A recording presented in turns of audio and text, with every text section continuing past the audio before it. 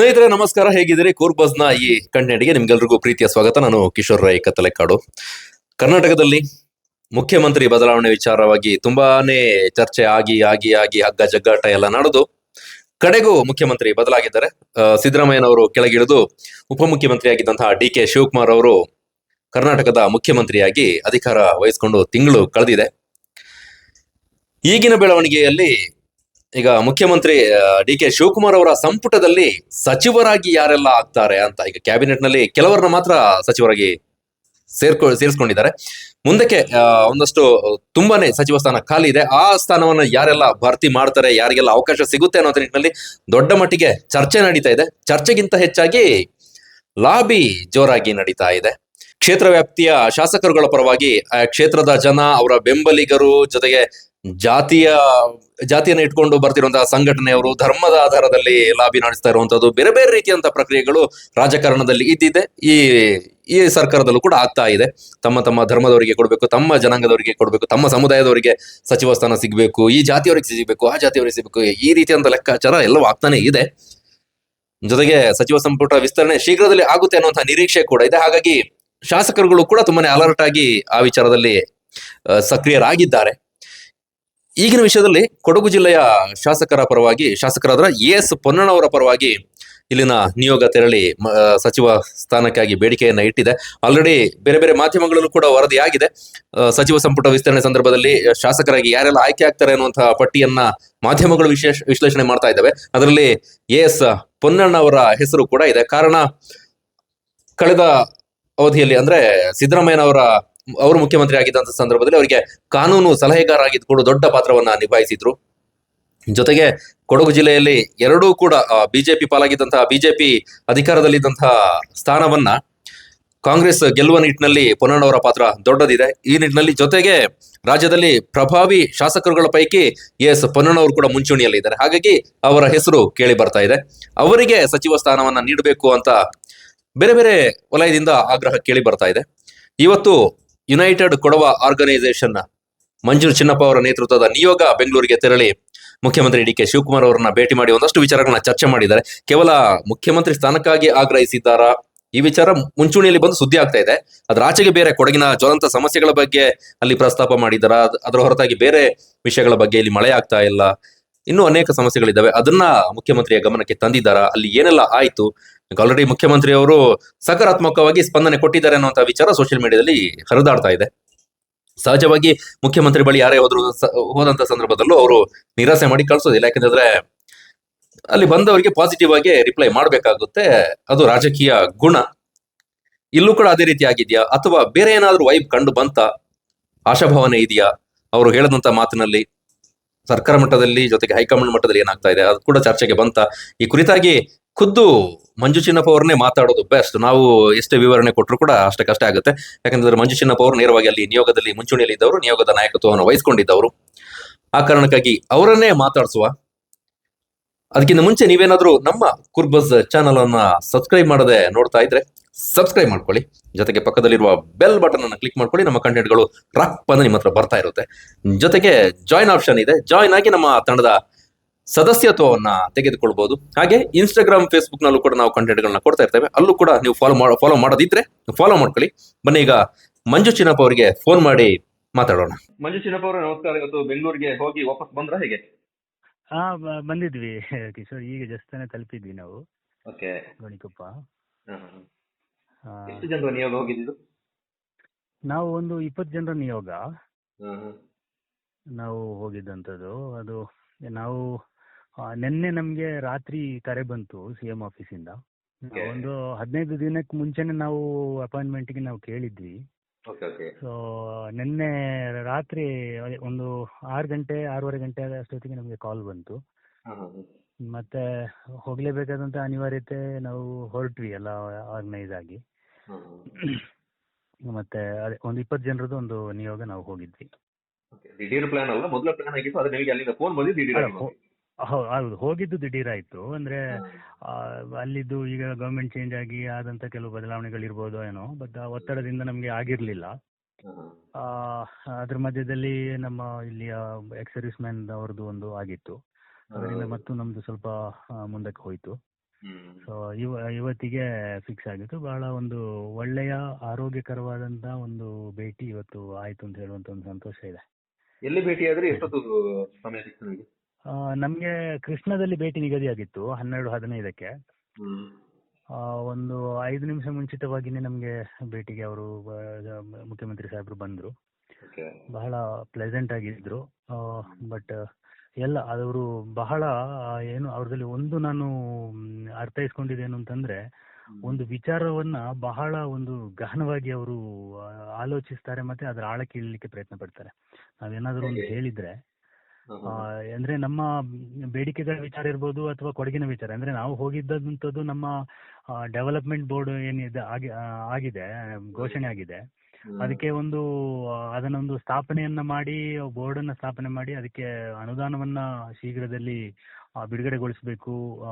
ಅಂದ್ರೆ ಇನ್ನು ಮುಂಬರುವ ದಿನಗಳಲ್ಲಿ ಎಲೆಕ್ಷನ್ ಬೇರೆ ಇರೋದ್ರಿಂದ ಅದು ಹಾಗೇನೆ ನೆನೆಗುದಿಗೆ ಬೀಳಬಾರ್ದು ಅಂತ ಹೇಳುವಂತ ವಿಚಾರದಲ್ಲಿ ಅದನ್ನ ಮಾತಾಡ್ಲಿಕ್ಕೆ ಅಂತ ನಾವು ಹೊರಟಿದ್ವಿ. ಮತ್ತೆ ಶಾಸಕರು ಸಿಗ್ಲಿಲ್ಲ, ಅವರು ಬ್ಯುಸಿ ಇರೋದ್ರಿಂದ ಅವರು ಡೆಲ್ಲಿಯಲ್ಲಿದ್ರು. ಮತ್ತೆ ಈ ಅವಕಾಶವನ್ನ ನಾವು ಕಳ್ಕೊಳ್ಳುವಾಗೇನೂ ಇರ್ಲಿಲ್ಲ. ಹಾಗೆ ನಾವು ಆ ವಿಚಾರದಲ್ಲಿ ಮಾತಾಡ್ಬೇಕಾದ್ರೆ ಅದನ್ನು ಅವರು ಇದ್ ಮಾಡಿದ್ದಾರೆ. ಏನು ಅಂತಂದ್ರೆ, ಅದೇ ನಾವು ಅದನ್ನ ಪರಿಶೀಲಿಸಿ ನಾನು ಅದ್ರ ಮುಂದೆ ಕ್ರಮ ಕೈಗೊಳ್ತೀನಿ ಅಂತ ಹೇಳಿದ್ದಾರೆ. ಮತ್ತೆ ನಮ್ಮ OBC ಒಂದು ಡಿಮಾಂಡ್ ಇತ್ತು. ಎರಡನೇದಾಗಿ ನಾವು OBC ಡಿಮಾಂಡ್ ಅನ್ನು ಇಟ್ವಿ. ಅದು ಅಂದ್ರೆ ಸೆಂಟ್ರಲ್ ಲಿಸ್ಟ್ ಅಲ್ಲಿ ನಾವು OBC ಕ್ಯಾಟಗರಿಯಲ್ಲಿ ಬರ್ತಾ ಇಲ್ಲ ಕೊಡವರು. ಸ್ಟೇಟ್ ಅಲ್ಲಿ ಮಾತ್ರ ನಾವು 3A ಕ್ಯಾಟಗರಿಯಲ್ಲಿ ಬರ್ತೀವಿ. 4% ರಿಸರ್ವೇಶನ್ ಹೊಂದ್ಕೊಳ್ತಾ ಇದ್ದೀವಿ ನಾವು ಎಜುಕೇಶನ್ ಮತ್ತೆ ಶೈಕ್ಷಣಿಕ ಮತ್ತೆ ನಮ್ಮ ಔದ್ಯೋಗಿಕವಾದಂತ ವಿಚಾರದಲ್ಲಿ. ಸೊ ಇದರಲ್ಲಿ ಸೆಂಟ್ರಲ್ ಗವರ್ಮೆಂಟ್ ಅಲ್ಲಿ ಏನು ಅಂತಂದ್ರೆ ಇತರೆ ಹಿಂದುಳಿದ ವರ್ಗಗಳು ಅಂತ ಮಾಡಿ 27% ರಿಸರ್ವೇಶನ್ ಅನ್ನು ಇಟ್ಟಿದ್ದಾರೆ. ಸೊ ಅದಕ್ಕೆ ನಾವು ಎಲಿಜಿಬಲ್ ಅಲ್ಲ ಈಗಿನ ಪರಿಸ್ಥಿತಿಯಲ್ಲಿ. ಅದಕ್ಕೆ ನಮ್ಮನ್ನು ಕೊಡವರನ್ನು ಸೆಂಟ್ರಲ್ ಲಿಸ್ಟಿಗೆ ಪರಿಗಣಿಸಬೇಕು ಅಂತ ಹೇಳಿ ನಾವು ಹಲವು ವರ್ಷಗಳಿಂದ ನಾವು ಅದನ್ನ ಬೇಡಿಕೆಯನ್ನು ಇಡ್ತಾನೆ ಬಂದಿದ್ದೀವಿ. ಹಿಂದಿನ ಪ್ರತಾಪ್ ಸಿಂಹರವರಿದ್ದಾಗ ನಾವು ಇದು ಮಾಡಿದ್ವಿ. ಈಗಿನ ಯದುವೀರ್ ಅವರಿಗೂ ಸಹ ನಾವು ಆ ಒಂದು ಮೆಮೊರಾಂಡಮ್ ಅನ್ನು ನಾವು ಕೊಟ್ಟಿದ್ವಿ. ಹಾಗೇನೆ ಅವರು ಅದನ್ನ ಅಲ್ಲಿ ಕೇಂದ್ರದಲ್ಲಿ ಸಹ ಯದುವೀರ್ ಅವರು ವ್ಯವಹರಿಸಿದ್ದಾರೆ. ಅದು ಬಂದಿದೆ, ಮಾಧ್ಯಮಗಳೆಲ್ಲ ಬಂದಿತ್ತು. ಅಲ್ಲಿ ಏನು ಹೇಳಿದೆ ಅಂತಂದ್ರೆ, ಸರ್ಕಾರದಿಂದ ಯಾವುದೇ ಒಂದು ಶಿಫಾರಸು ಬಂದಿಲ್ಲ ಅಂತ ಹೇಳುವಂಥದ್ದು. ಅದು ನಮ್ಗೇನು ಗೊತ್ತಿತ್ತು, ನಾವು ಅದನ್ನ ಹೇಳಿದ್ವಿ, ಅವ್ರ ಜೊತೆ ಮಾತಾಡ್ಬೇಕಾದ್ರೂ ಹೇಳಿದ್ವಿ. ಇಲ್ಲಿಂದ ಕರ್ನಾಟಕ ಸರ್ಕಾರದಿಂದ ಒಂದು ಶಿಫಾರಸು ಹೋಗ್ಬೇಕು. ಕರ್ನಾಟಕ ಸರ್ಕಾರ ಶಿಫಾರಸು ಮಾಡ್ಬೇಕಾದ್ರೆ ಇಲ್ಲಿಯ ಶಾಶ್ವತವಾದಂತ ಹಿಂದುಳಿದ ವರ್ಗಗಳ ಆಯೋಗ ಏನಿದೆ, ಅವರು ಸರ್ಕಾರಕ್ಕೆ ಅದರದ್ದು ಒಂದು ವರದಿಯನ್ನು ಒಪ್ಪಿಸಬೇಕು ಅಂತ ಹೇಳುವಂಥದ್ದು. ನಾವು ಹಿಂದುಳಿದ ವರ್ಗಗಳ ಶಾಶ್ವತ ಆಯೋಗವನ್ನು ಸಹ ನಾವು ಭೇಟಿಯಾಗಿದ್ವಿ ಕಳೆದ 2 ವರ್ಷದ ಹಿಂದೆ. ಆಗ ಅವರು ತಮ್ಮ ವರದಿಯನ್ನು ನಾವು ಸರ್ಕಾರಕ್ಕೆ ಸಲ್ಲಿಸಿದೀವಿ ಅಂತ ಹೇಳುವಂತ ಒಂದು ಮಾತನ್ನು ಹೇಳಿದ್ರು. ಅದರಿಂದ ಅಲ್ಲಿಂದ ಇಲ್ಲಿವರೆಗೆ ನಮಗೆ ಸರ್ಕಾರದ ಜೊತೆಯಲ್ಲಿ ನೇರವಾಗಿ ನಾವು ಈ ವಿಚಾರವನ್ನು ಮಾತಾಡ್ಲಿಕ್ಕೆ ಆಗಿರ್ಲಿಲ್ಲ. ಅದರಿಂದ ಆ ಒಂದು ವಿಚಾರವನ್ನು ಸಹ ಮಾತಾಡ್ಬೇಕು ಅಂತ ನಾವು ಹೋಗಿದ್ವಿ. ಮತ್ತೆ ಮೂರನೇದಾಗಿ ನಮ್ಮ ಇಲ್ಲಿಯ ಶಾಸಕರು ಹಾಗೂ ನಮ್ಮವರೇ ಆಗಿರ್ತಕ್ಕಂಥ ಪೊನ್ನನವರಿಗೆ ಒಂದು ಮಂತ್ರಿ ಸ್ಥಾನವನ್ನ ಕೊಡಬೇಕು ಅಂತ ಕೇಳುವಂಥದ್ದು ಸಹ ನಮ್ಮ ಕರ್ತವ್ಯ ಅಂತ ಅನಿಸ್ತು. ನಾವು ಹೋಗಿದ್ದೀವಿ. ಇದರಲ್ಲಿ ರಾಜಕೀಯವಾಗಿ ಯಾವುದೇ ವಿಚಾರ ಇಲ್ಲ. ಯಾಕೆಂತಂದ್ರೆ ರಾಜಕೀಯವಾಗಿ ಪ್ರತಿಯೊಂದು ಸಂದರ್ಭಗಳಲ್ಲಿಯೂ ದೇಶದ ಎಲ್ಲಾ ಜಾತಿ ಜನಾಂಗಗಳು ಸಹ ಅವರವರ ಲಾಬಿಯನ್ನ ಮಾಡುವಂತ ಪ್ರಕ್ರಿಯೆ, ಅದು ಅತ್ಯಂತ ಸಹಜವಾದಂತ ಒಂದು ಪ್ರಕ್ರಿಯೆ ರಾಜ್ಯದ ಈ ದೇಶದಲ್ಲಿ. ಮತ್ತೆ ಆ ಒಂದು ಲಾಬಿಗಳು ಇಲ್ಲದೇನೆ ರಾಜಕೀಯ ನಡೆಸೋದನ್ನು ಕಷ್ಟನೇ. ಅದು ಯಾವುದೇ ಅದಕ್ಕೆ ಪಕ್ಷ ಭೇದ ಏನಿಲ್ಲ, ಎಲ್ಲಾ ಪಕ್ಷದವರು ಅದನ್ನೇ ಮಾಡ್ತಾರೆ. ಹೌದು ಹೌದು ಹೌದು. ಅದರಿಂದ ಮತ್ತೆ ನಾವು ಒಂದು ಅತ್ಯಂತ ಅಲ್ಪಸಂಖ್ಯಾತರಾಗಿರುವಂತಹ ಒಂದು ಸಮುದಾಯ. ನಾವು ಇರುವಂತದ್ದು ನಮ್ಮ ಓಟಿನ ಲೆಕ್ಕಾಚಾರದಲ್ಲಿ ತೆಗೆದುಕೊಂಡ್ರೆ ಕೊಡಗಿನ 2 ಕ್ಷೇತ್ರಗಳಲ್ಲಿ ಸೇರಿದ್ರೆ ನಾವು 1 ಲಕ್ಷದ ಒಳಗಡೆನೆ ನಮ್ಮ ವೋಟಿಂಗ್ ಸಂಖ್ಯೆ ಇರುವಂತದ್ದು. ಇಂಥ ಒಂದು ಸಮುದಾಯ ಒಂದು 6-7 ಕೋಟಿ ಜನಸಂಖ್ಯೆಯ ಒಂದು ರಾಜ್ಯದಲ್ಲಿ ಒಂದು ಮಂತ್ರಿ ಸ್ಥಾನವನ್ನ ಗಿಟ್ಟಿಸ್ಕೊಳ್ಬೇಕು ಅಂತ ಹೇಳುವಂಥದ್ದು ಅಷ್ಟು ಸುಲಭದ ಮಾತಲ್ಲ. ಆದರೆ ಈಗ ಎಲ್ಲ ಪರಿಸ್ಥಿತಿಗಳು ಸಹ ನಮಗೆ ಅನುಕೂಲಕರವಾಗಿರೋದ್ರಿಂದ ಈ ನಮ್ಮ AS ಪೊನ್ನಣ್ಣನವರ ವಿಚಾರದಲ್ಲಿ ನಾವು ಅದನ್ನ ಕೇಳಲೇಬೇಕಾಗಿತ್ತು. ಅದನ್ನು ನಮ್ಮ ಕರ್ತವ್ಯ ಅಂತ ಹೇಳ್ಕೊಂಡು ನಾವು ಅದನ್ನ ಮಾಡಿದೀವಿ. ಅದರಲ್ಲಿ ಅದನ್ನ ಬೇರೆ ಬೇರೆ ರೀತಿಯಲ್ಲಿ ಅದನ್ನ ಅರ್ಥೈಸ್ಕೊಂಡ್ರೆ ಅದಕ್ಕೆ ನಾವು ಜವಾಬ್ದಾರನು ಅಲ್ಲ. ನಮ್ಮ ಕರ್ತವ್ಯ ಏನಿದೆ ಅದನ್ನಂತ ನಾವು ಹೇಳಿ ಮಾಡಿದ್ವಿ. ಆದ್ರೆ ನಾವು ಆ ವಿಚಾರವನ್ನು ಪ್ರಸ್ತಾಪಿಸಿದಾಗ ಅವರು ಬಹಳ ತುಂಬಾ ದೀರ್ಘವಾಗಿ ಅವರು ನಮ್ಮ ಜೊತೆ ಇವತ್ತು ಟೈಮ್ ಅನ್ನು ಸ್ಪೆಂಡ್ ಮಾಡಿದ್ರು, CM ಸಾಹೇಬರು. ಸುಮಾರು ಒಂದು 25ರಿಂದ 30 ನಿಮಿಷದಷ್ಟು ನಮ್ಮ ಜೊತೆ ಇವತ್ತು ಚರ್ಚಿಸಿದ್ದಾರೆ ಅವರು. ಕೇವಲ ನಮ್ಮ ಬೇಡಿಕೆಗಳು ಮಾತ್ರ ಅಲ್ಲದೆ ಕೊಡಗಿನ ವಿಚಾರವಾಗಿನೂ ಅವರು ಮಾತಾಡಿದ್ದಾರೆ, ನಾನು ಅದನ್ನು ಹೇಳ್ತೀನಿ. ಬಟ್ ನಾವು ಪೊನ್ನಣ್ಣನವರ ವಿಚಾರದಲ್ಲಿ ನಾವು ಅವರಿಗೆ ಮಂತ್ರಿ ಸ್ಥಾನ ಕೊಡಬೇಕು ಅಂತ ಹೇಳುವಂತ ಒಂದು ಒತ್ತಾಯಪೂರ್ವಕವಾದಂತ ಒಂದು ಬೇಡಿಕೆಯನ್ನು ಇಡಬೇಕಾದ್ರೆ ಅವರೇ ಮಾತಲ್ಲಿ ಹೇಳಿದ್ರು, ಇಲ್ಲ ಇದು ಪೊನ್ನಣ್ಣನವರು ನಮಗೂ ಸಹ ಅವರೊಬ್ಬ ಒಂದು ಅಸೆಟ್, ಅವರಿಗೂ ಅವ್ರನ್ನ ನಾವು ಉಳಿಸ್ಕೋಬೇಕು, ಅವ್ರು ಬೇಕು ನಮ್ಗೆ ಅಂತ ಹೇಳುವಂತ ದಾಟಿಯಲ್ಲಿ ಅವ್ರು ಮಾತಾಡಿದ್ದಾರೆ. ಹಾಗೇನೆ ಮಂತ್ರಿ ಸ್ಥಾನದ ವಿಚಾರದಲ್ಲೂ ಅಷ್ಟೇ ನಮಗೂ ಸಹ ಅವರಿಗೆ ಅವರು ಮಂತ್ರಿ ಆಗ್ಬೇಕು ಅಂತ ಹೇಳುವಂಥದ್ದು ಇದೆ. ಅವ್ರು ಮಂತ್ರಿ ಆದ್ರೆ ನಿಮ್ಮಷ್ಟೇ ಸಂತೋಷ ನನಗೂ ಆಗುತ್ತೆ, ನೋಡುವ ಮುಂದಿನ ಪ್ರಕ್ರಿಯೆಯಲ್ಲಿ ಹೇಗಾಗುತ್ತೆ ಅಂತ ಹೇಳಿ ನೋಡುವ, ಆಶಾಭಾವನೆಯನ್ನು ಇಟ್ಕೊಳ್ಳುವ ಅಂತ ಹೇಳಿ ಅವರು ಆ ವಿಚಾರದಲ್ಲಿ ಮಾತಾಡಿದ್ರು. ಅದರಿಂದ ಏನು ಅಂತಂದ್ರೆ ಅದೇ ಒಂದು ಒಳ್ಳೆಯ ಒಂದು ಅಭಿಪ್ರಾಯ ನಮ್ಮ ಇಲ್ಲಿಯ ಶಾಸಕರ ಮೇಲೆ ಸರ್ಕಾರ ಮಟ್ಟದಲ್ಲಿ ಇದೆ ಅಂತ ಹೇಳುವಂಥದ್ದು ನಮಗೆ ಗೊತ್ತಾಗಿದೆ. ಅವರಿಗೆ ಮಂತ್ರಿ ಸ್ಥಾನ ಲಭಿಸ್ತದೆ ಅಂತ ಹೇಳುವಂತ ಒಂದು ವಿಶ್ವಾಸ ನಮ್ಮಲ್ಲಿ ಇದೆ ಈಗ ಅಷ್ಟೇ. ಅದರ ಹೊರತಾಗಿ ಇಲ್ಲ, ಎಲ್ಲ ಡೆಲ್ಲಿಯಲ್ಲಿ ಇದ್ದಾರೆ, ಇವನ್ ಶಾಸಕರು ಸಹ ಡೆಲ್ಲಿಯಲ್ಲಿ ಇದ್ದಾರೆ. ಇವರು ಮುಖ್ಯಮಂತ್ರಿ ಸಾಹೇಬರು ಸಹ ಇವತ್ತು ಡೆಲ್ಲಿಗೆ ಹೋಗ್ತಾ ಇದ್ದೀನಿ ಅಂತ ಹೇಳುವಂತ ಮಾತನ್ನು ಹೇಳಿದ್ರು. ಅಲ್ಲಿ ಏನಾಗುತ್ತೆ ಅಂತ ನೋಡುವ ಅಂತ ಹೇಳಿದ್ರು. ಅದರಿಂದ ಇವತ್ತು ಪ್ರಕ್ರಿಯೆ ಅಂತಿಮಗೊಳ್ಬೋದು ಏನೋ ಗೊತ್ತಿಲ್ಲ, ಅದು ರಾಜಕೀಯವಾದಂತ ನಡೆ ಅಲ್ವಾ, ನಮ್ಗೆ ಹೇಳಲಿಕ್ಕೆ ಆಗೋದಿಲ್ಲ. ಬಟ್ ನಾವು ನಮ್ಮ ಕರ್ತವ್ಯವನ್ನು ನಾವು ಮಾಡಿದ್ದೀವಿ ಅಷ್ಟೇ. ಮತ್ತೆ ಅದರ ಹೊರತಾಗಿ ಅವರು ತುಂಬಾ ನಮ್ಮ ಜೊತೆ ಚರ್ಚಿಸಿದ್ರು. ಒಂದು ಅವರು ಚರ್ಚೆ ನಡೆಸಿರೋದು ಅಂತಂದ್ರೆ ಮಳೆ ಬಗ್ಗೆ ಅವರು ಕೇಳಿದ್ರು, ಕೊಡಗಿನಲ್ಲಿ ಮಳೆ ಹೇಗಿದೆ ಅಂತ ಹೇಳುವಂತ. ಅದನ್ನೇ ಕೇಳಬೇಕಿದೆ. ಈಗ ಈ ಸೋಷಿಯಲ್ ಮೀಡಿಯಾ ಗ್ರೂಪ್ ತುಂಬಾ ಚರ್ಚೆ ಆಗ್ತಾ ಇದೆ ಇದೇ ವಿಚಾರ. ನೋಡ್ಲಿಲ್ಲ, ಯಾವ ಗ್ರೂಪ್ ಅನ್ನು ನೋಡ್ಲಿಲ್ಲ. ಅಂದ್ರೆ ನಾವು ಈಗ ಟ್ರಾವೆಲ್ ಮಾಡ್ತಾ ಇದ್ವಲ್ಲ, ನನಗೆ ಟ್ರಾವೆಲಿಂಗ್ ಅಲ್ಲಿ ಮೊಬೈಲ್ ನೋಡೋದು ಸ್ವಲ್ಪ ಕಷ್ಟ. ಅದ್ರ ಜೊತೆಗೆ ಇಲ್ಲಿನ ಸಮಸ್ಯೆಗಳ ಬಗ್ಗೆ ಪ್ರಸ್ತಾಪ ಮಾಡಿದ್ರೆ ಒಳ್ಳೇದಿತ್ತು ಅಂತ. ಅಲ್ಲ, ಖಂಡಿತವಾಗಿ ನಾವು ಮಾಡಿದೀವಿ. ಅಂದ್ರೆ ಅವರಾಗಿ ಅದನ್ನ ಡಿಬೇಟ್ ಓಪನ್ ಮಾಡಿರೋದ್ರಿಂದ ನಮ್ಗೇನು ಮಾತಾಡ್ಲಿಕ್ಕೆ ಬಹಳ ಇದಾಯ್ತು. ಮಳೆ ತೀರಾ ಎಕ್ಸ್ಟ್ರೀಮ್ ಡ್ರೌಟ್ ಪರಿಸ್ಥಿತಿ ಇದೆ ಅಂತ ಹೇಳಿದ್ವಿ. ಅಂದ್ರೆ ತೀರಾ ಬರಗಾಲದ ಪರಿಸ್ಥಿತಿ ಇದೆ ಕೊಡಗಿನಲ್ಲಿ ಅಂತ ಹೇಳುವಂಥದ್ದು ನಾನು ಹೇಳಿದ್ದೀನಿ. ಅಂದ್ರೆ ಈಗ ನನ್ನ ಏರಿಯಾದಲ್ಲೇ ಈ ಕಳೆದ ಸಾಲಿನಲ್ಲಿ ನೋಡಿದ್ರೆ 80-90 ಇಂಚಿನಷ್ಟು ಮಳೆ ಆಗಿತ್ತು. ಇವತ್ತು ನೋಡಿದ್ರೆ 20 ಇಂಚ್ ಮಳೆ ಆಗಿದೆ. 70ರಿಂದ ಟೋಟಲ್ ಓವರ್ ಆಲ್ ಕೊಡಗಿನಲ್ಲಿ 70-80% ಮಳೆ ಫೇಲ್ಯೂರ್ ಆಗಿದೆ ಅಂತ ಹೇಳುವಂತ ಮಾತನ್ನು ನಾವು ಹೇಳಿದ್ವಿ. ಅದು ಅವರಿಗೂ ಇದೆ, ಮಾಹಿತಿ ಇದೆ, ಇಲ್ಲ ಅಂತಲ್ಲ. ಬಟ್ ಅದನ್ನ ಪರಿಸ್ಥಿತಿನೂ ನಾವು ವಿವರಿಸಿದ್ವಿ. ಯಾಕೆಂತಂದ್ರೆ ಈಗ ಒಂದು ಕಾಡುಗಳ ಮತ್ತೆ ಈ ನಾಶದ ವಿಚಾರವಾಗಿನೂ ನಾವು ಅವ್ರ ಹತ್ರ ಮಾತಾಡಿದ್ವಿ. ಅವರು ಅದನ್ನ ಗಂಭೀರವಾಗಿ ಅವ್ರೂ ಮಾತಾಡಿದ್ರು ಅದರ ವಿಚಾರದಲ್ಲಿ. ಅವರೇನು ಹಾರಿಕೆಗೆ ಮಾತಾಡಿದಂಥದ್ದಲ್ಲ. ಅದು ನಮ್ಮ ಬೇಡಿಕೆಯಲ್ಲಿ ಪಟ್ಟಿಯಲ್ಲಿ ಇಲ್ಲದಿದ್ರು ಅಥವಾ ನಮ್ಮ ಇವತ್ತಿನ ಮೀಟಿಂಗ್ ನ ಅಜೆಂಡಾದಲ್ಲಿ ಇಲ್ಲದಿದ್ರು ಬಟ್ ಅವರು ಅದನ್ನ ಬಹಳ ಇದರಿಂದ ಡೀಪ್ ಆಗಿ ಮಾತಾಡಿದ್ದಾರೆ ಅದರ ವಿಚಾರದಲ್ಲಿ.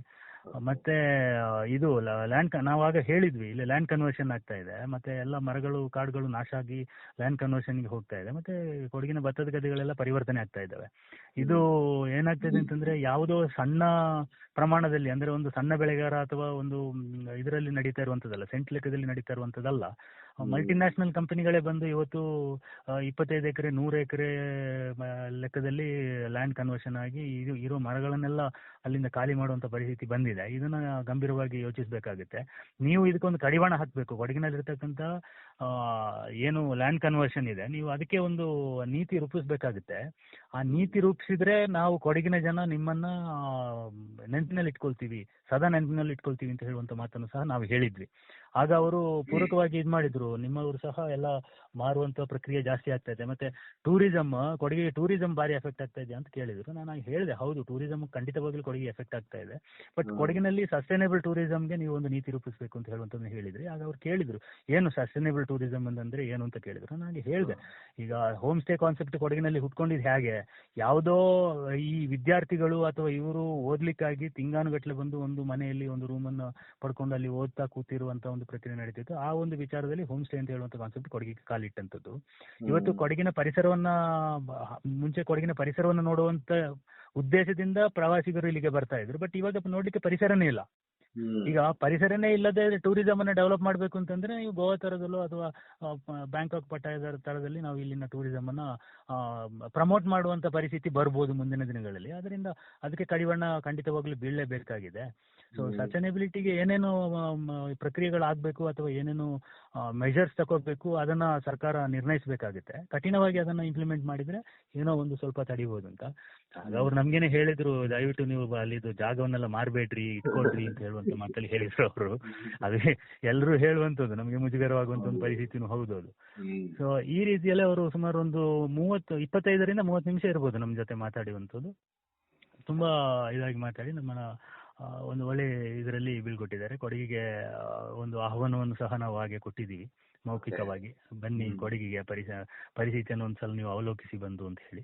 ಇಲ್ಲ ಬರ್ತೀನಿ ಅಂತ ಹೇಳಿದ್ದಾರೆ.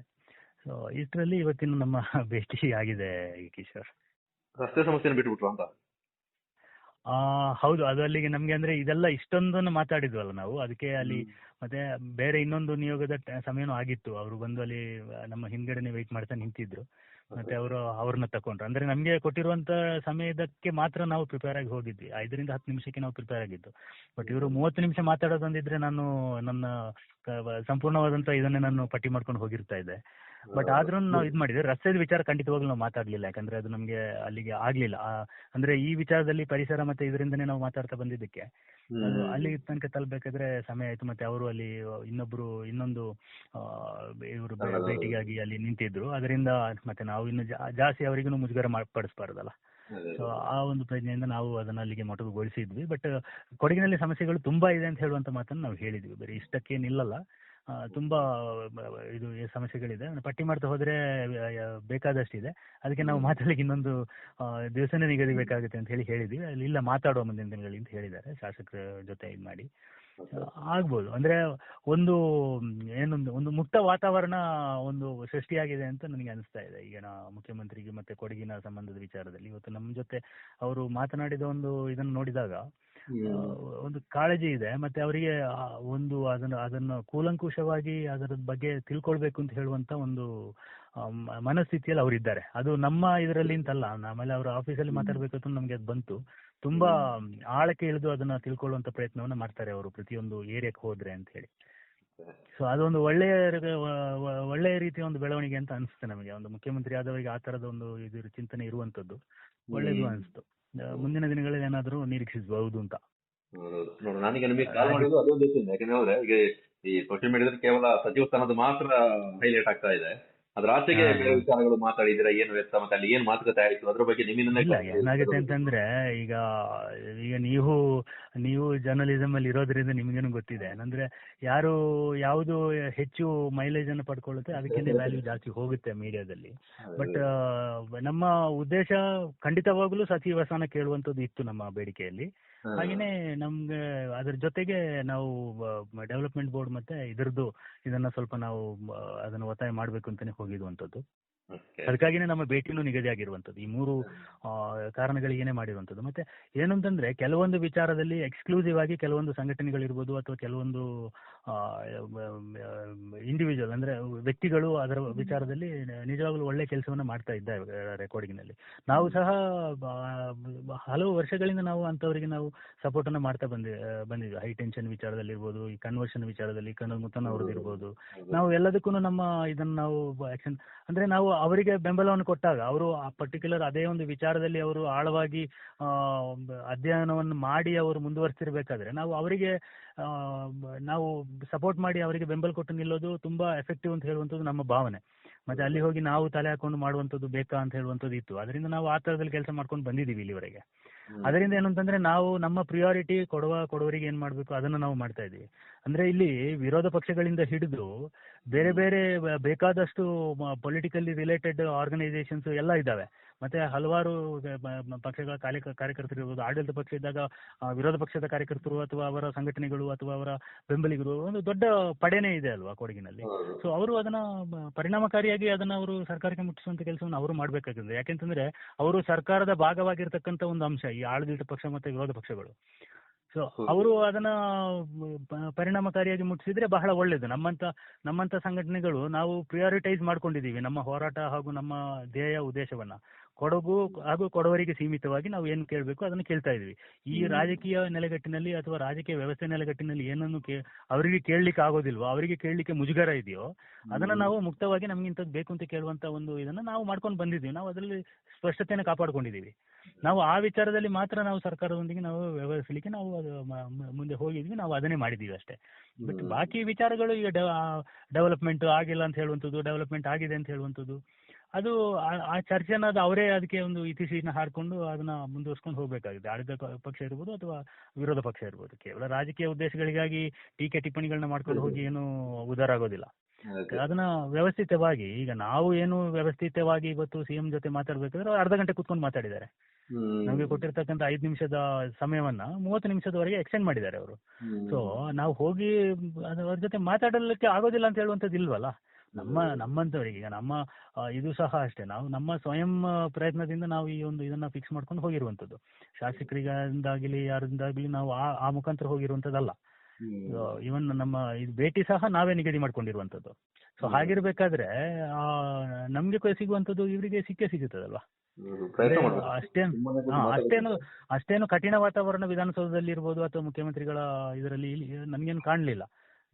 ಸಿಗ್ಬಹುದು ಅಂತ ಅನಿಸ್ತದೆ ಯಾರಿಗ್ ಬೇಕಾದ್ರೂ. ಮುಂದಿನ ದಿನಗಳು ಈಗ ನಾವು ಅದನ್ನ ಚರ್ಚೆ ಮಾಡೋದಿಲ್ಲ ಅಂತಲ್ಲ, ನಮ್ಗೆ ಸಿಕ್ಕಿರುವಂತ ಸಮಯದಲ್ಲಿ ನಮ್ಗೆ ಎಷ್ಟು ಮಾತಾಡ್ಬೋದು ಅಷ್ಟನ್ನು ಮಾತಾಡಿದೀವಿ. ಮತ್ತೆ ನಾವು ಉದ್ದೇಶಪೂರ್ವಕವಾಗಿ ಹೋಗಿದಂತ ವಿಚಾರದಲ್ಲಿ ನಾವು ಸ್ವಲ್ಪ ಆಳವಾಗಿ ಮಾತಾಡಿದೀವಿ. ಇದನ್ನ ಅವರಾಗಿ ಡಿಬೇಟ್ ಓಪನ್ ಮಾಡಿರೋದ್ರಿಂದ ನಾವು ಸಹ ಎಷ್ಟು ಸಾಧ್ಯವಾಗುತ್ತೆ ಅಷ್ಟು ಕೊಡಗಿನ ಸಮಸ್ಯೆಗಳನ್ನ ಅವ್ರ ಮುಂದೆ ಇಡ್ಲಿಕ್ಕೆ ನಾವು ಇದ್ ಮಾಡಿದೀವಿ. ಅದು ಏನೋ ಈಗ 4 ಗೋಡೆಯಲ್ಲಿ ಇಬ್ರು ಕುತ್ಕೊಂಡು ಮಾತಾಡಿರುವಂತದ್ದಲ್ಲ, ಒಂದು ನಿಯೋಗನೆ ಮಾತಾಡಿದೆ. ಒಂದು 20 ಜನರು ನಾವು ಅದನ್ನ ಎಲ್ಲರ ಸಮ್ಮುಖದಲ್ಲಿ ಅವರು ಮಾತಾಡಿರುವಂತದ್ದು. ಸೊ ಅದು ಬ್ರೀಫ್ ಮಾಡಿದಾಗ ಅದು ಇದರಲ್ಲಿ ಮೀಡಿಯಾದಲ್ಲಿ ಬಂದಿದೆ ಅಷ್ಟೇ. ಹಾಗೆಂತ ಹೇಳಿದಾಗ ನಾವು ಕೊಡಗಿನ ಬಗ್ಗೆ ಕಾಳಜಿನೇ ಇಲ್ಲ ಅಂತ ಹೇಳಿ ಅಂತ ಬಿಂಬಿಸುವಂತ ಪ್ರಯತ್ನ ಅದು ಮಾಡುವಂತದ್ದೇನಲ್ಲ. ಇದು ಇದೆ ನಮ್ಗೇನು ಕಾಳಜಿ. ಯಾಕೆಂತಂದ್ರೆ ನಮ್ಮ ಸಮುದಾಯದ ಬಗ್ಗೆ ನಾವು ಮಾತಾಡ್ಬೇಕಾದ್ರೆ ಅದೇ ವಿಶೇಷವಾಗಿ ಕೊಡವ ಸಮುದಾಯ ಮತ್ತೆ ಈ ನೆಲ ಅಂದ್ರೆ ಈ ಮಣ್ಣು ಅದಕ್ಕೆ ವಿಶೇಷವಾದಂತ ಸಂಬಂಧ ಇದೆ. ಸೊ ನಾವು ನಮ್ಮ ಪ್ರತಿಯೊಂದು ವಿಚಾರದಲ್ಲೂ ನಮ್ಮ ಮಣ್ಣು ಮನಸ್ಥಾನ ಅಂತ ಹೇಳುವಂಥದ್ದು ನಾವು ಹೇಳ್ತಾನೆ ಬರ್ತಾ ಇದೀವಿ. ಸೊ ಈ ಮಣ್ಣನ್ನ ಮಾರಬಾರ್ದು, ಈ ಮಣ್ಣನ್ನ ಇದು ಏನು ಕಳೆದೋಗ್ಬಾರ್ದು ಅಂತ ಹೇಳುವಂಥದ್ದು ನಮ್ಮಲ್ಲೂ ಇದೆ. ಅದು ಯಾವತ್ತಿದ್ರೂ ನಮ್ಮ ತಲೆಯಲ್ಲಿ ಇದ್ದೇ ಇರುತ್ತೆ. ಅದು ಬಂದಿದೆ ಇವತ್ತು. ಕನ್ವರ್ಷನ್ ಬಗ್ಗೆ ಬಂದಿದೆ, ಈ ಲ್ಯಾಂಡ್ ಮಾರಾಟದ ಬಗ್ಗೆ ಬಂದಿದೆ, ಭೂಮಾಫಿಯಾದ ಬಗ್ಗೆ ಬಂದಿದೆ, ಮತ್ತೆ ಡಿಫಾರೆಸ್ಟೇಷನ್ ಬಗ್ಗೆ ಬಂದಿದೆ, ಮ್ಯಾನ್ ಅನಿಮಲ್ ಕಾನ್ಫ್ಲಿಕ್ಟ್ ಬಗ್ಗೆ ನಾವು ಮಾತಾಡಿದ್ವಿ. ಎಲ್ಲವನ್ನು ನಾವು ಬ್ರೀಫ್ ಆಗಿ ಎಲ್ಲ ವಿಚಾರವನ್ನು ಅವರಿಗೆ ತಲೆಗೆ ನಾವು ಹಾಕುವಂತ ಪ್ರಯತ್ನವನ್ನು ಮಾಡಿದೀವಿ. ಮತ್ತೆ ಅವರು ಸಹ ಅದನ್ನ ಅಷ್ಟೇ ಏನು ಒಂದು ಆಳವಾಗಿ ಅದನ್ನ ಅವರು ಕೇಳಿಸ್ಕೊಂಡಿದ್ದಾರೆ ನಾವು ಮಾತಾಡೋದನ್ನ. ಬರೀ ಅವ್ರು ಮಾತಾಡಿದಲ್ಲ, ನಾವು ಮಾತಾಡೋದನ್ನ ನಮ್ಗೇನೆ ಅವಕಾಶ ಕೊಟ್ಟು ಮಾತಾಡ್ಸಿದ್ದಾರೆ, ನಮ್ಮ ಬಾಯಿಂದಾನೆ ತೆಗ್ದಿದ್ದಾರೆ ಎಲ್ಲ ಏನೇನಿದೆ ಸಮಸ್ಯೆ ಅಂತೇಳಿ. ನೇರವಾಗಿ ಏನು ಸಮಸ್ಯೆ ಇಲ್ಲಿ ಇದೆ ಅದನ್ನ ನಾವು ನೇರವಾಗಿ ಹೇಳಿದೀವಿ ಅವರಿಗೆ. ಅದರಲ್ಲಿ ಅದೇ ರಸ್ತೆ ವಿಚಾರ ನಮ್ಗೆ ನಾವು ಮಾತಾಡ್ಲಿಕ್ಕೆ ಆಗ್ಲಿಲ್ಲ, ಅದು ಮಾತಾಡ್ಲಿಲ್ಲ. ಸಮಯದ ಮಿತಿ ಕಾರಣ ಏನು ಸಮಯದ ಮಿತಿಯಲ್ಲಿ ಆಗ್ಲಿಲ್ಲ ಅಂತ. ಅದೇ ಅಂದ್ರೆ ಇನ್ನೊಂದು ಭೇಟಿಯ ಅವರು ಬಂದಿದ್ರು, ಅವರಲ್ಲಿ ಅವರ ಸಮಯ ಆಗಿತ್ತಲ್ಲ. ಅವ್ರ ಆಲ್ರೆಡಿ ನಮ್ಮನ್ನ 15 ನಿಮಿಷ ಅವ್ರನ್ನ ಕಾಯಿಸಿದ್ವಿ ನಾವು. ಅದರಿಂದ ಮತ್ತೆ ಅವರ ಇದನ್ನ ಇದ್ ಮಾಡ್ಕೊಂಡ್ರು. ಅದರಿಂದ ನಮ್ಗೆ ಮುಂದುವರ್ಸ್ಲಿಕ್ಕೆ ಆಗ್ಲಿಲ್ಲ. ಬಾಕಿ ಪ್ರಮುಖ ಬೇಡಿಗಳನ್ನ ಇಟ್ಕೊಂಡು ಮೀಟ್ ಆಗಿದ್ದೀರಿ, ಒಂದಷ್ಟು ಆಶಾಭಾವನೆ ಮೂಡಿದೆ, ಉತ್ತರ ಸಿಗಬೇಕು. ಹೌದು, ಯಾಕೆಂತಂದ್ರೆ ಈಗ ನಾವೀಗ ಒಂದು 16 ವರ್ಷದಿಂದ ನಾವು ಸಂಘಟನೆ ಕಟ್ಟಿ ಆಶಾಭಾವನೆಯಿಂದನೇ ನಾವು ಇಲ್ಲಿವರೆಗೆ ಬಂದಿರುವಂತದ್ದು. ಹಲವಾರು ವಿಚಾರಗಳನ್ನು ನಮ್ಮ ಸಂಘಟನೆಯಿಂದ ನಾವು ಇದು ಮಾಡಿರುವಂತದ್ದು ನಮಗೆ ತೃಪ್ತಿ ತರುವ ರೀತಿಯಲ್ಲಿ ಅದು ಕೆಲವೊಂದಕ್ಕೆ ಅಂತ್ಯ ಸಿಕ್ಕಿದೆ, ಕೆಲವೊಂದು ವಿಚಾರಗಳು ಚಾಲ್ತಿಗೆ ಬಂದಿದೆ, ಅಥವಾ ಒಂದು ಪರಿವರ್ತನಾ ಒಂದು ಇದು ದೃಶ್ಯ ನಮ್ಮ ಕಣ್ಣೆದುರಿಗೆ ಇದೆ. ನಮ್ಮ ಸಂಘಟನೆಯಿಂದ ನಾವು ಶುರು ಮಾಡಿದಲ್ಲಿಂದ ಏನೇನಾಗಿದೆ ಅಂತ ಹೇಳುವಂಥದ್ದು ನಾವು ಪಟ್ಟಿ ಮಾಡಿನೂ ಕೊಡ್ಬೋದು. ಹಾಗೇನೆ ಆಶಾಭಾವನೆ ಅಂತ ಹೇಳುವಂಥದ್ದು ನಾವು ಇಟ್ಕೊಳ್ಳೇಬೇಕಾಗಿದೆ. ಯಾಕೆಂತಂದ್ರೆ ಸಿಎಂ ಅಂತಂದ್ರೆ ಈಗ ವಿರೋಧ ಪಕ್ಷದವರಿಗೆ ಅವರು ವಿರೋಧ ಪಕ್ಷ ಇರ್ಬೋದು ಸಿಎಂ, ಬಟ್ ನಮ್ಗೆ ಏನಿಲ್ಲ. ನಮ್ಗೆ ನಾವೀಗ ಕಳೆದ ಸರ್ಕಾರ ಇದ್ದಾಗ ನಾವು ಕಳೆದ ಇಲ್ಲಿನ ಶಾಸಕರೊಂದಿಗೂ ನಾವು ವ್ಯವಸ್ಥಿದ್ದೀವಿ. ಕಳೆದ ಶಾಸಕರೊಂದಿಗೆ ನಾವು ಮಾಡಿದಂತ ಕಾರ್ಯಗಳು ಸಹ ಕೆಲವೊಂದು ಮಟ್ಟದಲ್ಲಿ ಏನಾಗಿದೆ ಅಂತ ಹೇಳುವಂಥದ್ದು ಈ ಜನತೆಗೆ ಗೊತ್ತಿದೆ. ಆ ಪಕ್ಷದವರು ಸಹ ಆಗ ನಮಗೆ ಬೆಂಬಲವನ್ನು ಸೂಚಿಸಿದ್ರು. ಈಗ ನಾವು ವಿರೋಧ ಪಕ್ಷದ ಜೊತೆ ಹೋದಾಗ ಟೀಕೆ ಬರ್ಬೋದು ಆ ಪಕ್ಷದಿಂದ. ಇದೆಲ್ಲ ಸಾಮಾನ್ಯವಾದಂತ ಪ್ರಕ್ರಿಯೆಗಳಿರ್ತವೆ, ಅದು ನಡೀತಾನೆ ಇರ್ತದೆ. ಆದ್ರೆ ನಾವು ಏನ್ ಮಾಡ್ಬೇಕು, ನಮ್ಗೆ ಸ್ಪಷ್ಟತೆ ಇರ್ಬೇಕಷ್ಟೇ. ನಾವು ಆ ನಿಟ್ಟಿನಲ್ಲಿ ನಾವು ಆ ವಿಚಾರದಲ್ಲಿ ನಾವು ಮುಂದುವರಿಸಿಕೊಂಡು ಹೋಗ್ತಾ ಇರ್ಬೇಕು. ಮತ್ತೆ ಟೀಕೆ ಮತ್ತೆ ಟಿಪ್ಪಣಿಗಳು ಅದೊಂದು ಇದು ಏನಂತ ಗೊತ್ತಿಲ್ಲ. ಕೊಡಗಿನಲ್ಲಿ ಇದೆ ಮಾತ್ರ ಸ್ಪೆಷಲ್ ಆಗಿ ಕಾಣಿಸುವಂತದ್ದು ಅಥವಾ ಎಲ್ಲಲ್ಲಿ ಇದೆಯೋ ಗೊತ್ತಿಲ್ಲ. ಕೊಡಗಿನಲ್ಲಿ ಯಾವ್ದಾದ್ರು ಒಳ್ಳೆ ಕೆಲಸಗಳು ಮಾಡಿದಾಗ ಮಾತ್ರ ವಿಶೇಷವಾದಂತ ಟೀಕೆ ಟಿಪ್ಪಣಿಗಳು ಬರ್ಲಿಕ್ಕೆ ಶುರು ಆಗ್ತವೆ. ಅದು ಎಸ್ಪೆಷಲಿ ಕೊಡವ ಸಮುದಾಯದ ಇದರಲ್ಲೂ. ಏನು ಮಾಡದಿದ್ರೆ ಅಥವಾ ಏನಾದರೂ ನೆಗೆಟಿವ್ ಕೆಲಸಗಳು ಮಾಡ್ತಾ ಇದ್ರೆ ಯಾರು ಟೀಕೆ ಮಾಡ್ಲಿಕ್ಕೂ ಹೋಗಲ್ಲ, ಏನು ಇದು ಮಾಡ್ಲಿಕ್ಕೂ ಹೋಗಲ್ಲ. ಅವ್ರನ್ನ ಹಾಗೇನೆ ಬಿಡುವಂಥದ್ದು ಅಥವಾ ಅವರಿಗೆ ಬೆಂಬಲ ಕೊಡುವಂಥದ್ದು ಏನೋ ಒಂದು ಆಗ್ತಾ ಹೋಗ್ತದೆ. ಬಟ್ ಒಳ್ಳೆ ಕೆಲಸಗಳಾದಾಗ ಪ್ರತಿ ಸಂದರ್ಭದಲ್ಲೂ ಎಲ್ರಿಗೂ ಟೀಕೆ ಬಂದಿದೆ, ನನಗೆ ಮಾತ್ರ ಅಲ್ಲ, ಎಲ್ಲರಿಗೂ ಟೀಕೆಗಳು ಮಾಡುವಂಥ ಒಂದು ಪ್ರಕ್ರಿಯೆಯಲ್ಲಿ ನಡೀತಾನೆ ಇರ್ತದೆ. ಬಟ್ ಟೀಕೆಗಳನ್ನೆಲ್ಲ ನಾವು ಅದನ್ನೊಂದು ಮೋಟಿವೇಶನ್ ಆಗಿ ನಾವು ತಗೊಂಡು ಮುಂದಕ್ಕೆ ಹೋಗ್ಬೇಕಷ್ಟೆ. ಓಕೆ, ಅಂದ್ರೆ ಥ್ಯಾಂಕ್ ಯು. ಸುಮಾರು ವಿಚಾರ ಮಾತಾಡಿದ್ರಿ. thank you, ಭೇಟಿ sir. ಫಲಪ್ರದ ಆಗಬೇಕಂದ್ರೆ ಮುಂದಿನ ದಿನಗಳಲ್ಲಿ ಗೊತ್ತಾಗುತ್ತೆ. ಒಳ್ಳೆ ರೀತಿಯಲ್ಲೇ ಅದೇ. ಫಲಿತಾಂಶ ಸಿಗ್ಲಿ ಅನ್ನುವಂತಹ ಆಸೆ. ಹೌದು. ಪ್ರಯತ್ನಕ್ಕೊಂದು ಫಲ ನಾವು ಅದೇ ಆಶಾಭಾವನೆಯಿಂದ ನಾವು ಬಂದಿದ್ದೀವಿ. ಅಂದ್ರೆ ನಾವು ರಾಜಕೀಯದ ಭಾಗವಲ್ಲ, ನಾವು ಏನು ಗ್ಯಾರಂಟಿನ ಕೊಡ್ಲಿಕ್ಕೆ ನಾವು ಸರ್ಕಾರದ ಭಾಗ ಅಲ್ಲ. ನಾವು ಅವ್ರು ಕೊಟ್ಟಿರ್ತಕ್ಕಂಥ ಭರವಸೆಗಳನ್ನ ನಾವು ಜನತೆಗೆ ನಾವು ಅದನ್ನ ತಿಳಿಸಬಹುದಷ್ಟೇ. ಈ ತರ ಭರವಸೆ ಸಿಕ್ಕಿದೆ, ಮುಂದಿನ ದಿನಗಳಲ್ಲಿ ಆಗ್ಬೋದು ಅಂತ ಹೇಳುವಂಥದ್ದು ಆ ಒಂದು ಆಶಾಭಾವನೆ ನಮ್ಗಿದೆ. ಮತ್ತೆ ಅಲ್ಲಿ ವಾತಾವರಣನೂ ಅದನ್ನು ನಮ್ಗೆ ಆ ತರದಲ್ಲಿ ಒಂದು ಆಶಾಭಾವನೆಯನ್ನು ಹುಟ್ಟಿಸಿದೆ ಅಷ್ಟೇ. ನಮ್ಮ ಭೇಟಿಯ ವಾತಾವರಣ. Thank you sir, thank you. ಒಳ್ಳೆ ರಿಸಲ್ಟ್ ಸಿಗ್ಲಿ ಅಂತ ಆಶೆಯನ್ನು ವ್ಯಕ್ತಪಡಿಸಿದ್ದೇವೆ. ಧನ್ಯವಾದ. ಆಗ್ಲಿ ಕಿಶೋರ್, ಎಲ್ಲ ನಿಮ್ಮ ಹಾರೈಕೆ. Thank you. ಕೇಳಿಸ್ಕೊಂಡ್ರಿ, ಇದು ಕೊಕ್ಕಲೆ ಮಾಡ ಮಂಜು ಚಿನ್ನಪ್ಪ ಅವರು ನಿಯೋಗದಲ್ಲಿ ಇದ್ಕೊಂಡು ಅಲ್ಲಿನ ಚಿತ್ರಣವನ್ನ ನಮ್ಮ ಜೊತೆಗೆ ಹಂಚ್ಕೊಂಡ್ರು. ಗೊತ್ತಿಲ್ಲ, ಸಚಿವ ಸಂಪುಟ ವಿಸ್ತರಣೆ ಆದಾಗ್ಲೇ ಇದಕ್ಕೆ ಒಂದು ಅಂತಿಮ ರೂಪ ಸಿಗ್ಲಿಕ್ಕೆ ಸಾಧ್ಯ. ಯಾರೆಲ್ಲ ಸಚಿವರಾಗ್ತಾರೆ, ಯಾರೆಲ್ಲ ಲಾಬಿಗೆ ಅಲ್ಲಿ ಬೆಲೆ ಸಿಗುತ್ತೆ, ಮನ್ನಣೆ ಸಿಗುತ್ತೆ. ಕೊಡಗಿನ ಶಾಸಕರು, ಅದರಲ್ಲೂ ಎಸ್ ಪೊನ್ನಣ್ಣವರು ಸಚಿವರಾಗಿ ಆಯ್ಕೆ ಆಗ್ತಾರ, ಜವಾಬ್ದಾರಿ ನಿಭಾಯಿಸೋದಕ್ಕೆ ಅವಕಾಶ ಸಿಗುತ್ತಾ? ಎಲ್ಲದಕ್ಕೂ ಉತ್ತರ ಸಚಿವ ಸಂಪುಟ ವಿಸ್ತರಣೆಯಾದಾಗ ಮಾತ್ರ ಸಿಗೋದಕ್ಕೆ ಸಾಧ್ಯ. ಥ್ಯಾಂಕ್ ಯು ವೆರಿ ಮಚ್ ಈ ಕಂಟೆಂಟ್ ನೋಡಿದಕ್ಕಾಗಿ. ಹಾಗೆ ಫೋನಲ್ಲಿ ಮಾತಾಡಿದಂತಹ ಮಂಜು ಚಿನ್ನಪ್ಪ ಅವರಿಗೂ ಧನ್ಯವಾದಗಳನ್ನ ಹೇಳ್ತಾ ಮತ್ತೆ ಮುಂದಿನ ಕಂಟೆಂಟ್ ನಲ್ಲಿ ಸಿಗ್ತೇನೆ. ಅಲ್ಲಿವರೆಗೂ ಎಲ್ಲರೂ ಕ್ಷೇಮವಾಗಿರಿ. ಟಾಟಾ, ಬಾಯ್.